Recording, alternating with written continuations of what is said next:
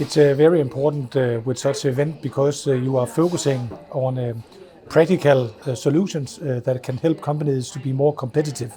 And in this respect, we are talking about sales operations planning.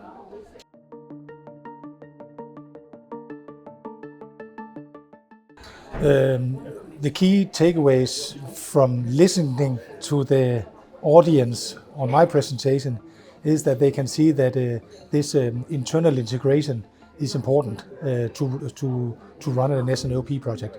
That it is important with the top management anchoring, and that you actually include the different functions in such a process.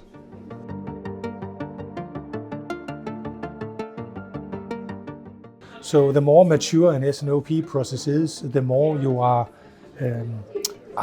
highlighting the issues with late deliveries, too much capacity, too much on inventory, too much obsolescence, and so on.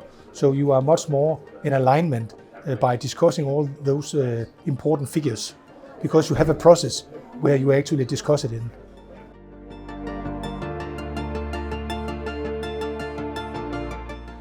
First of all, I will ensure a top management commitment, and then I would make an exercise by going through the as-is way that they are doing the business today, and that can be used by a simple tool called a brown paper exercise, and then involve people across the functions really to see how do we really do it today.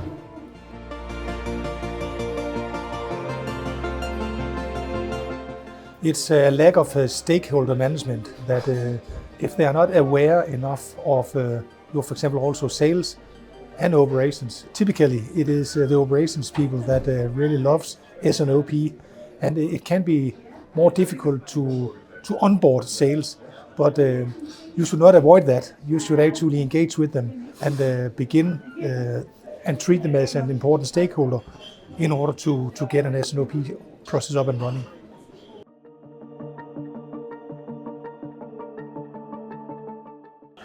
My advice will be to go home in their companies and speak and make the talk about S&OP, that they actually will go home and share this knowledge and put it on the agenda, and then begin walk the talk about this important aspect, because S&OP is important for achieving sustainable competitive advantages.